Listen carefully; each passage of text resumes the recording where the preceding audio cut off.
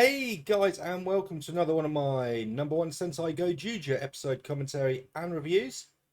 This time it's episode 16, True Savior, #1.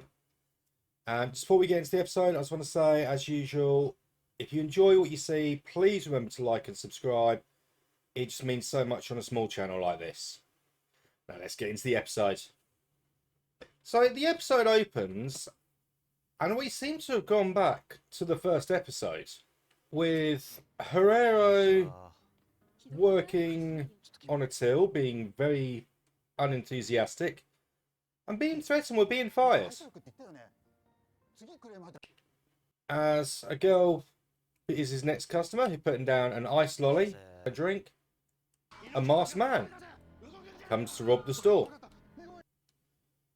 But as he goes to bite the ice lolly, it's too cold and he throws it up and Herrero catches it. Guy grabs his knife.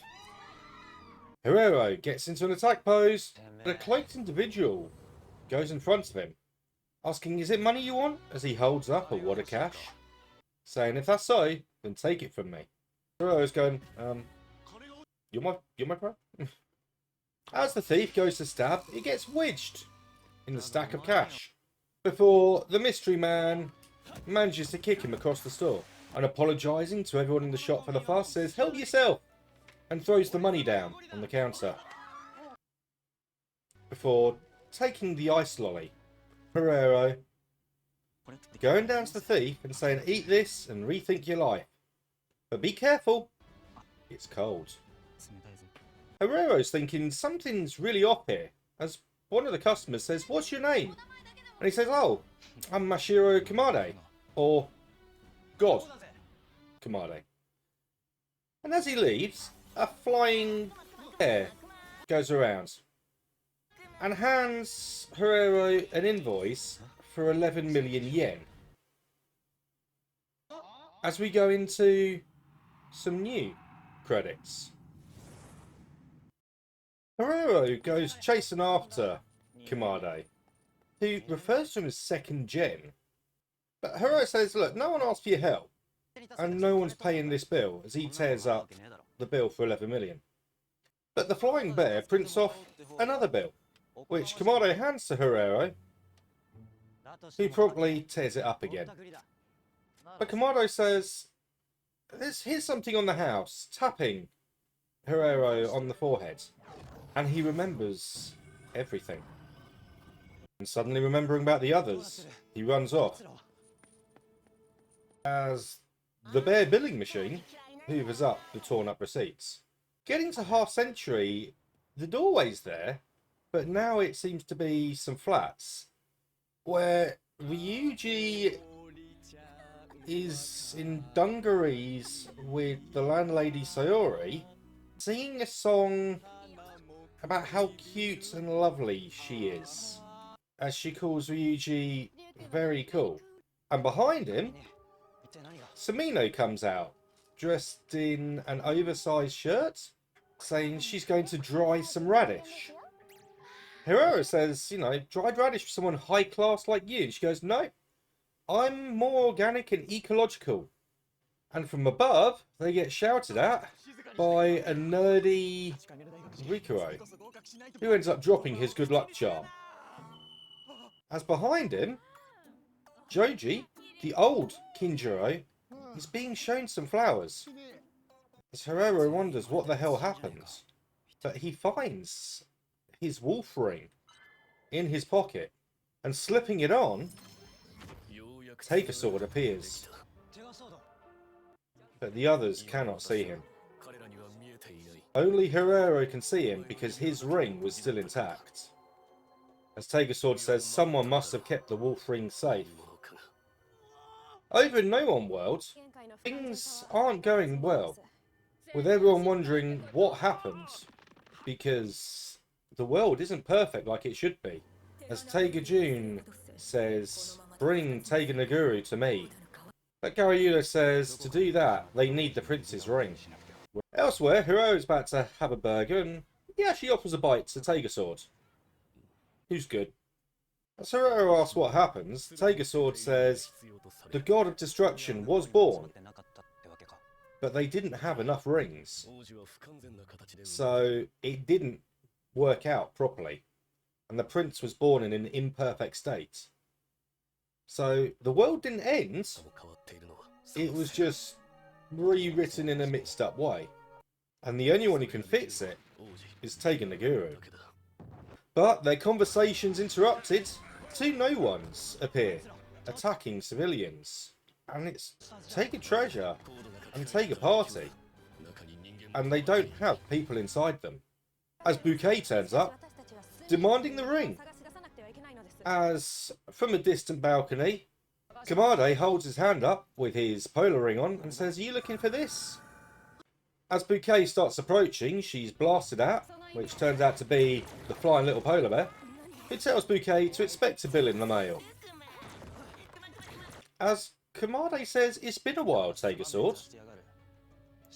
And Herrero asks if he knows him. Kamade says, "You're the second gen." As Herrero's getting annoyed with being called that, Taiga Sword says, "That's Mashiro Kamade. He was the previous contract holder for the Wolf Ring. It was him who piloted Taiga Sword during the Universe War, and his wish to save the world came true." As Kamade says, "I saved the world, so you're just filling in for me, second gen." As he pulls off his ring and then holds up a gauntlet and saying it's time to change the world, he transforms, becoming Goju Polar. Dropping his cloak, he goes off and confronts the two No.1s, saying he's heard of Herrero, he's got no dream or wish, he's a boring nobody. He says, "Don't worry, I'll change the world in your place." As Herrero charges forward and headbutts the No.1, saying, "You don't get to call me a nobody and a second gen." As Taiga Sword is drawn into the gauntlet, and Herrero transforms into Goju Wolf. As Polar says, "Well, that look takes me back," Herrero just starts fighting. As Polar goes to punch Wolf in the back, he grabs his fist. As Polar says, "That's better. Now how about a battle to change the world?" Herrero says, "The winner is the true number one." And we get the announcer and cheerleaders. And as the fight begins, they both pick a No.1 and start fighting, with Herrero slashing with his Taiga Sword and Goju Polar throwing punches at Goju Treasure Hunter. But as he gets blasted back, he calls on the flying bear, firing off beam attacks until he's able to get a shot right through No.1 Treasure Hunter. And getting in close, he freezes the No.1 before delivering a gut punch that causes him to explode into dust. Before the two Gojugers can say anything to each other, a circle portal activates near them and a big white mecha comes out of the ground. Herrero says he's going to tame him, but he's knocked back by the rubble. As the mecha grabs the top of a building and starts hitting himself with it. As Kamade says, "Still just a big baby." And as the mecha goes to punch him, he punches back, negating the blow. As Kamade runs up the mecha's arm and punches it in the face, being transported to an ice wasteland, where giant mecha is hiding away in a giant ice fist. It turns out he doesn't know who he is, created as the Prince of Destruction, but not knowing about right and wrong. As Kamade says, "I'll teach you about the world," and punches a hole in the ice. As the mecha asks who he is, he says he's Mashiro Kamade. "Who are you?" And he goes, "Prince of Destruction, Taiga Naguru." Which Kamade says, "Yeah, that's kind of a mouthful." As he says, "Good fists, bang." Okay, starting today, your good burn. Which good burn accepts. As Kamade changes into the pilot's uniform and goes into good burn, he transforms into a fighting robot. As he straightens up back in the real world, he flexes, and the damaged building goes back to normal. As Bouquet tells him it's time to go to the No.1 world, he says, "That's not my name anymore. I'm now Good Burn." As Fire Candle turns up behind in Fire Candler, saying, "I'm dragging you back if I have to." As Herrero prepares to take on the No.1 and the Brigands, the other Gojujers turn up. But they don't know what Hero's on about when he says they're back to normal. As they transform and join the fight. As Kamade tells Good Burn to show him what we got, they start a giant robot boxing match. With both robots ducking, diving, and throwing punches. Until Fire Candles knocks flying by an uppercut. As his fire is getting frozen. On the ground, the Gojujers are taking care of all the Brigands. As Goju Wolf takes on the No.1 monster. Until he declares it's time to finish it, getting out his Decaclaw. As the other Gojujers charge forward, brandishing their weapons as well, giving us the first combined finisher. As Herrero turns around from the exploding No.1 monster, telling the others to quit copying him. Meanwhile, Good Burn is continuing to freeze Fire Candle, surrounding him with ice, before saying it's time to finish it, and transforming into a flying fist to use Ego Iron Fist, punching straight through Fire Candler. As a shivering Fire Candle says, "Next time I'll be hotter," and escapes as his robot blows up. And we get winner, Kamade Mashiro, as he declares himself #1 at changing the world. And next we see Herrero with an invoice for 25 billion yen that he rips up. And as Herrero says, "I take it you're getting in on the ring battle," Kamade says, "Yeah, that's kind of true," and shows him the ninja ring. Before saying he's through, counting on Tiger Sword, and holding the ring in his fist. As he opens it, it floats up and turns blue, saying he will surpass Tiger Sword and become a god himself. That's his dream. As the episode ends. Okay, so they really went all out with this episode. I mean, we had the whole thing last episode where everything went to black and said, the world has ended. And, you know, it's all supposed to be like coming back is like perfect world and all the rest of it. So we've come back and they've recreated episode 1 minus the guy who was King Oja. Because I don't remember him losing his ring. I'll have to go back and check at some point. I don't remember him losing his ring. But let me just check. A few moments later. Okay, so I checked. They were fighting in episode 1. They were fighting more at the start of episode 2. But they were interrupted by Goju Leon. And then and he just ends up walking off with his guitar, still transformed. And then at the end of the episode, he's got the change that Herrero gave him back and walks off. You can't see his Sentai ring in those shots, but if he didn't lose it, then he's got to come back at some point. I'd completely forgotten about him until this episode, but the absolute brilliance of going back to... I can't. You see what this ring is doing? This is the bigger ring piece as well. So it goes, I need a bigger ring piece. I tried stretching the other one, but it started splitting. And I love the ring, but yeah, But yeah, going all the way back to episode 1 and recreating that scene, but making it, instead of being a hot cooked sausage, it's an ice pop. That's brilliant, because obviously it's Goju Polar. The fact that The fact that he's like just gives Herrero a bill for 11 million yen, which, I mean, that is just nuts. So what is that in British pounds? That is, oh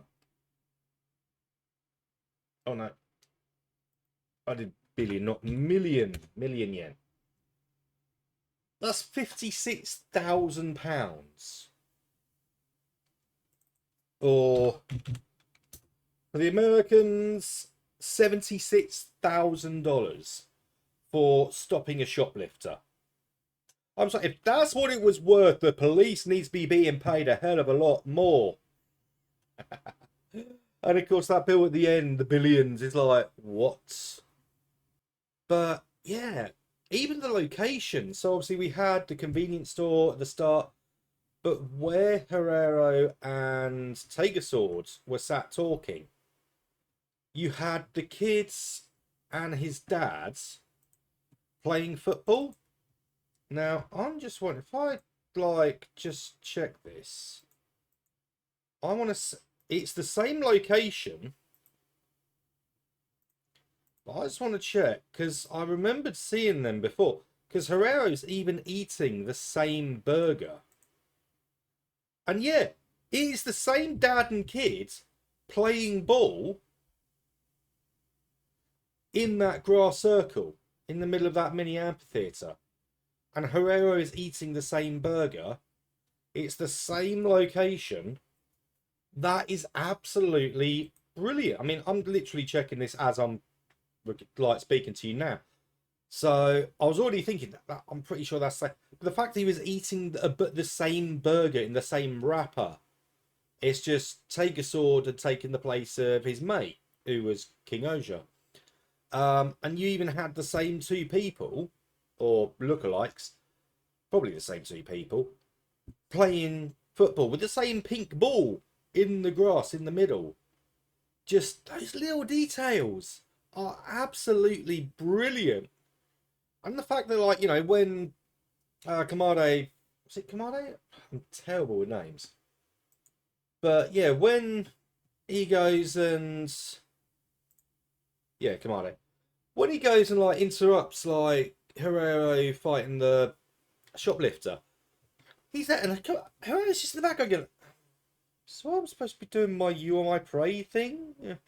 It's just like, you know, he knows what's supposed to happen. You know what's supposed to happen. And he's there changing things up. And with all the Gojujas not remembering anything, I'd like to know how they all got their rings back and suddenly remembered everything. Because the fact they all just suddenly turned up, that part feels a little cop out. That they're suddenly just back, no explanation. So hopefully we'll get the explanation. Because I don't know, it just, unless it's because the world's been created imperfectly and we're gonna get more random weird things. So there's potential for that. Also, I'm guessing they still have the rings they won because he got the, I think it was the ninja. I mean, correct me in the comments if I'm wrong. I'm still working my way through so many like different Sentai at the moment. I mean, I'm finishing off the Gojujas. I'm starting Dairanger. I'm doing Gojuja. I'm also watching Hurricaneja. So I'm basically watching 4 different Sentai at the moment while trying to remember every other Sentai that I've seen. So I'm gonna make mistakes. But if anyone wants to correct me, feel free. I don't mind. In fact, I welcome it. You know, put in the comments, you're wrong, it was this. But yeah, just the fact that he took that ring from her, and that means they've still got the rings they collected. But their rings disappeared last episode. So yeah, I just want to know how they got them back. because Herrero already had his ring, but why was it in his pocket when his brother took it? There's so many, I mean, I can only guess that, maybe that's Taiga Sword sort of having some control over the rings. Maybe. But yeah, it just. Because Herrero couldn't hear Taiga Sword until he put the ring on. Once he put the ring on, he heard Taiga Sword and then he appeared to him. So, unless the others found the ring and like, that's a like really strange ring I just found in my pocket. I'll just put it up. Oh, hey, you're the Taiga Sword. I remember everything. And get an immediate clothes change. I don't know. It's strange. Like I say, I feel it's a little bit cop-outy that we don't get an explanation of that, but hey, I mean, it took how long to get a backstory for Ryuji? So maybe we'll get one. Who knows? And also, I just want to say finally, the credits, if that was a one-off, because it was a new like song and everything, if that was a one-off just because the world's been remade and he was the only Gojuger that existed, even though they did have the other Gojugers in the opening credits, I think it would have been like chef's kiss if they'd done a one-off and it was just Goju Polar, because hey, there's no other Gojugers, it's just Goju Polar. And it does seem to be the Polar Bear song, so, or Goju Polar song, so it may be a one-off. I don't want to lose like Go Winner #1. I absolutely love that tune. Please make sure it comes back because I want that song back again. I've got that set as my alarm, so I want like, and it goes at full volume, first thing in the morning, which annoys the wife no end. But personally, I felt it was time for a change because for the last few years, actually for the last 5 years, it's been what's it called? Kaizoto no Yuta, the song that Tsukaiser sings in Zenkaija. It's like the yo ho ho yo ho ho yo ho ho hoi. Just love it, and I've played it so much, especially when it first came out, that I even got my wife and youngest daughter singing along to it whenever they heard it, because they heard it so many damn times. So now I've got Go Winner #1, which, yeah. I mean, waking up to someone going, yo ho ho, yo ho ho, yo ho ho, that's sort of like getting like your brain sort of like alert before it kicks in. This one is just Go Winner #1. She's like, oh, for sake, turn it off. I'm like, what? Oh, yeah. It's just like bang in your face. And then, of course, like, when I take it into the girls' room and put it next to my daughter, like my younger daughter, to get her up in the morning, just like, go. She's like, yeah, no, too much. I'm evil, but it's Sentai, so I feel justified. I'm not doing that again. She moaned way too much. But anyway, if you've enjoyed the video today, like I said earlier, I'd really appreciate it if you could like and subscribe. And, leave a message down in the comments. Do you like what I do? Could I change it up a bit? You know, most of the format is basically just trying to get around the YouTube censors. But yeah, I mean, if you guys like it, let me know in the comments, because, it's always nice when people message. But until next time, guys, stay #1. And I'll see you next time.